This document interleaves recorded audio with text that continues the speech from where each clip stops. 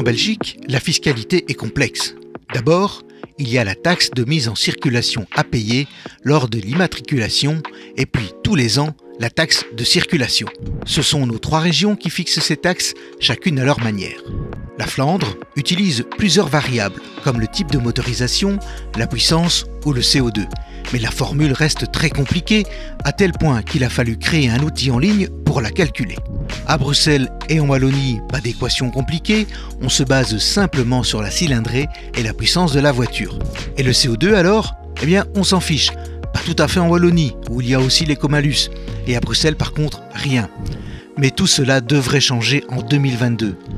Bruxelles veut taxer la voiture au kilomètre, mais les autres régions s'y opposent. En attendant, partout en Belgique, le fisc favorise certains types de moteurs. À Bruxelles et en Wallonie, on taxe toujours les voitures électriques au barème le plus bas. En Flandre, elles sont carrément exonérées. Pour les hybrides, c'est le moteur thermique qui détermine la taxation à Bruxelles et en Wallonie. En Flandre, c'est toujours la fameuse formule compliquée.